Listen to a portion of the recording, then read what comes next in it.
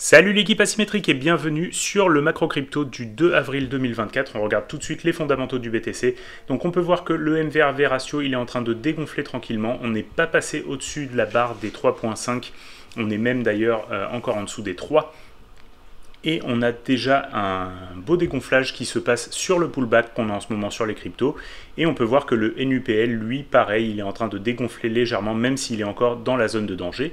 Le NUPL, je le rappelle, on le couple toujours au MVRV ou au SOPR pour se donner un bon signal, car il a tendance à être un petit peu trop tôt pour donner le signal. Et puis, au niveau du SOPR, on peut voir qu'on n'a pas dépassé la zone des 6, qui pour moi est la zone dangereuse. On s'en est approché, donc il y a eu quand même des prises de profit sur le marché, mais on peut voir qu'il a déjà bien dégonflé sur cette baisse. Donc, à mon avis, on a un pullback qui est tout à fait normal et on pourrait continuer ce bull market par la suite. Au niveau des news, on a le gouvernement US qui a déposé 30 175 bitcoins sur un wallet Coinbase ce mardi.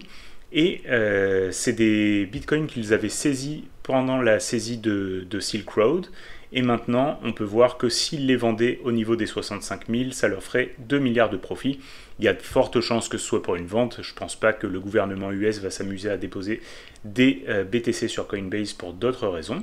Donc on peut s'attendre à un petit peu de pression vendeuse, mais on sait que le dégât sera limité à 30 175 bitcoins. Donc ça va être le fait de voir ce qui va se passer sur l'absorption de cette vente. Est-ce qu'on va avoir des gros acteurs qui vont essayer de récupérer les 30 175 bitcoins qui vont être à vendre? Ça va être ce qu'on va avoir à analyser dans les prochaines semaines. Pour ce qui est maintenant de Google Trends, on peut voir que l'intérêt a bien dégonflé en même temps que le prix a continué à stagner puis à dégonfler. Donc là, pas de surprise à ce niveau-là. Pour l'instant, ça fait partie du jeu. On est sur un pullback et on n'est toujours pas allé sur des niveaux d'exagération au niveau de Google Trends, que ce soit sur les cryptos ou sur le BTC.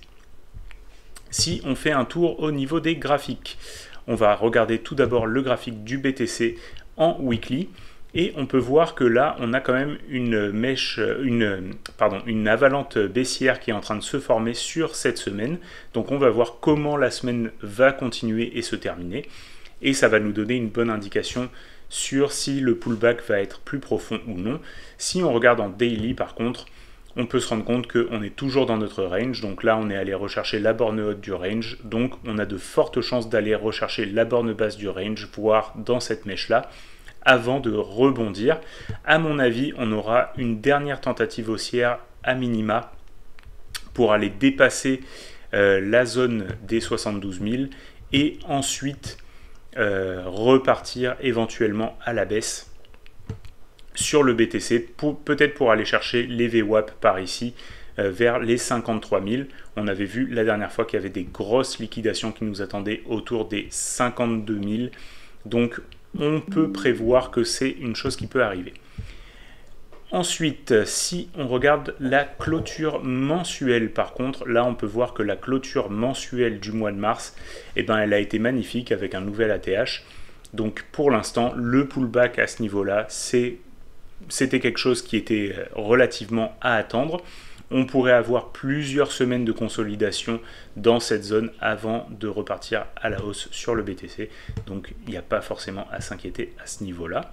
Il va falloir continuer à surveiller. Regardez si au niveau des 50 000, on arrive à avoir un rebond si jamais ça plonge jusque-là. Et rester concentré sur ces zones à défendre.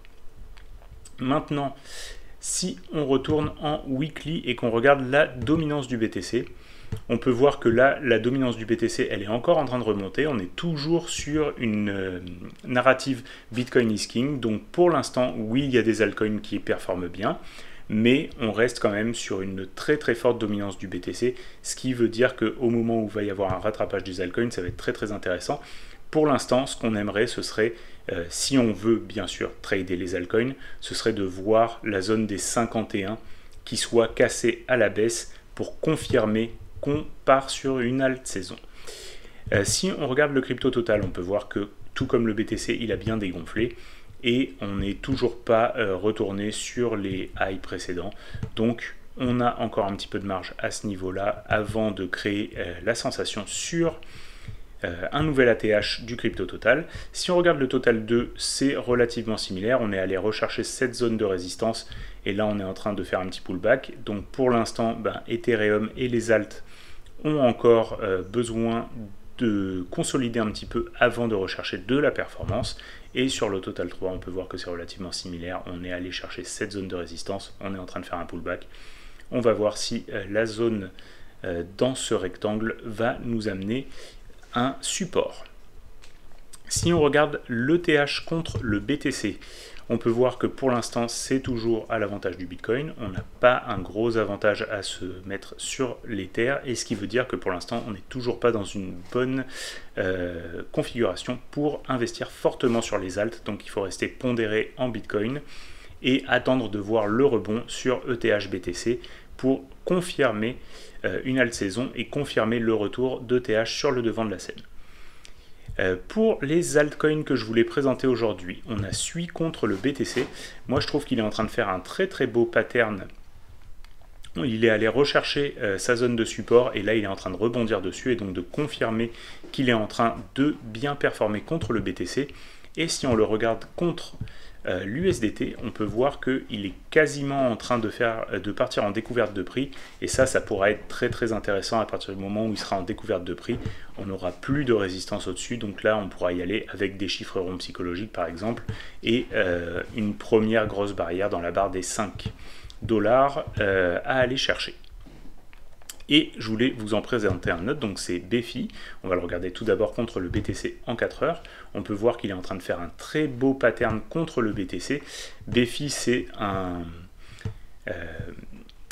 DEX qui permet de trader les ordinals et les BRC20 sur différentes blockchains, dont Solana, Ethereum et la BSC.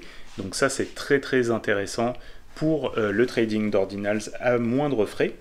Et on peut voir que là, au niveau du listing, il a fait des très belles performances, il a fait son pullback et il est en train de faire les W en 4 heures contre le BTC. Donc c'est un coin à très fortement surveiller. Moi je vais en prendre un bag dès ce soir et le garder pour faire un double. Et je garderai la mise une fois qu'elle aura doublé pour le reste du bull market.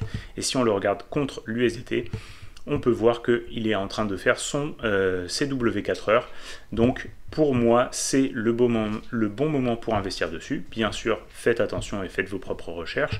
Ce n'est pas un conseil en investissement et il y a bien sûr des risques. Donc il faut mettre juste une petite partie du capital si vous avez envie d'investir dans ce genre de projet et prenez vos responsabilités là-dessus. Voilà, ça clôt l'analyse pour aujourd'hui. J'espère que je vous ai été utile encore une fois à travers cette vidéo.